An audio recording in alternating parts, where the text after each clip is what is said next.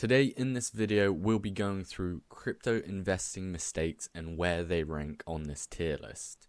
I want to start off by saying the opinions shared in this video are my own. This is for entertainment purposes only and is not financial advice.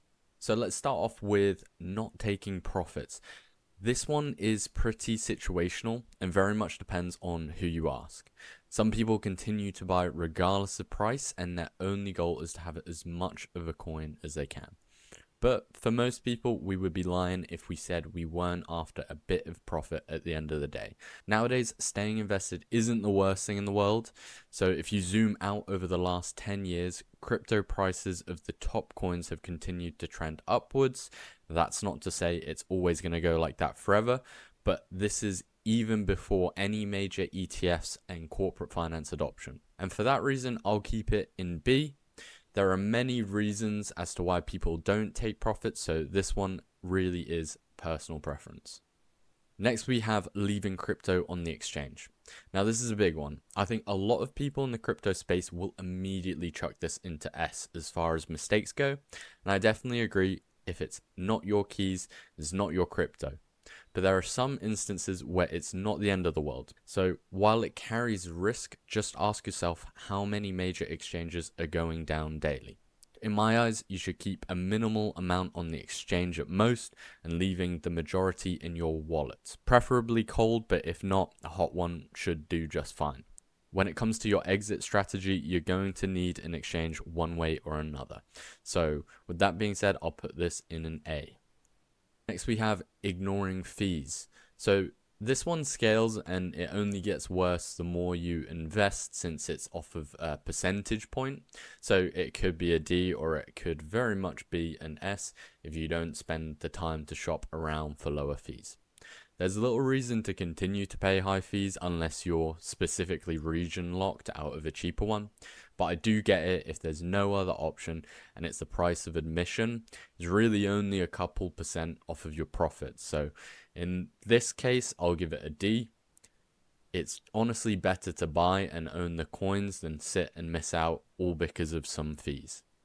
Next, we go on to not having a wallet at all. So with the amount of wallets now out there in 2026, not having one to store your crypto is crazy to me. Just get your seed phrase and keep the majority of your crypto on there. I think hot wallets, which are still connected to the internet, are a good blend between safe but also convenient. Of course, for even bigger balances, you're going to want a cold wallet that you can set and forget. It's more secure and it also helps push the decentralized narrative that crypto is originally about. So this one is an S. Next, moving on, we've got social media advice. So I think this one is so dependent and it's dependent on the platform that you consume from. For example, are you consuming on YouTube, TikTok, or Instagram? And this is specifically for signals that tell you to buy or sell, and it's not specifically ones that give you commercial awareness through breaking down news or events in the space. So in my eyes, I know it sounds biased, but YouTube is definitely the lesser evil.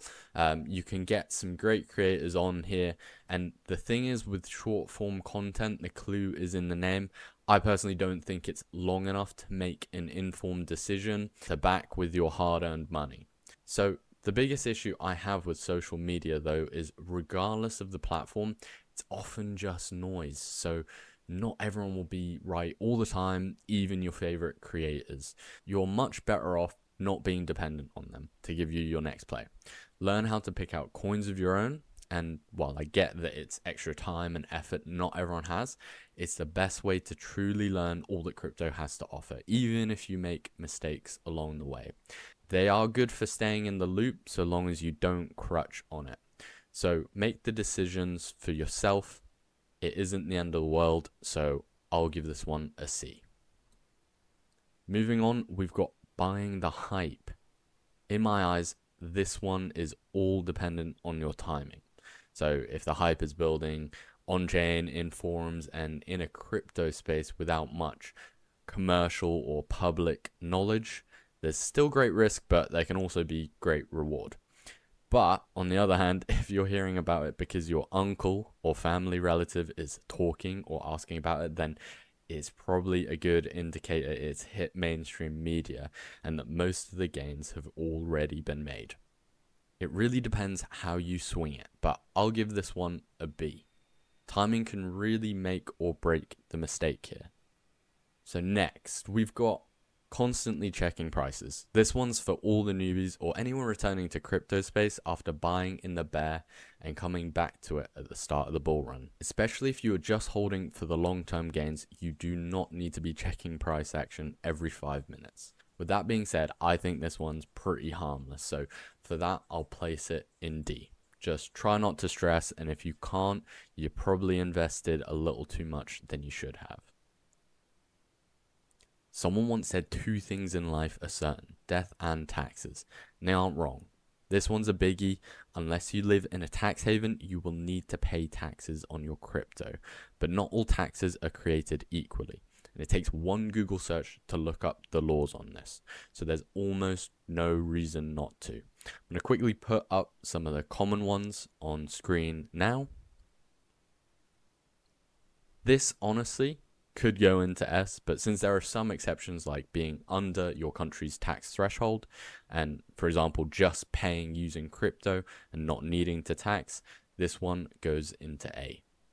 Next is investing money you can't afford to lose. This one sounds simple, but honestly, it's one of the biggest mistakes, especially if you combine it with a few of the other mistakes on here, like buying the hype and leaving it all on the exchange.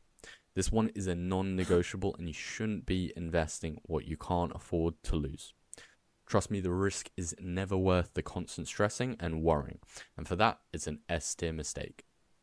This one's going to annoy a lot of the wannabe traders.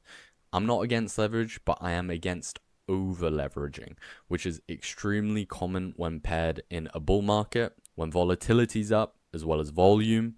I should probably call this overusing leverage, but you just start to see a lot of overconfidence and psychological biases that come into play when you're using 10x leverage, 20x, even 50x leverage. Of course, there are people who use it sensibly and they know their market well, so that obviously doesn't apply to them. But personally, I rate this a low A, basically the top of B, depending on how you use it. So these were a few of the crypto investing mistakes I could think of. So let me know if you agree or don't agree with my opinions and why. And if I missed out on any obvious ones, then let me know in the comments below. Thank you if you've stayed for this long. Please consider subscribing and checking out this recommended video.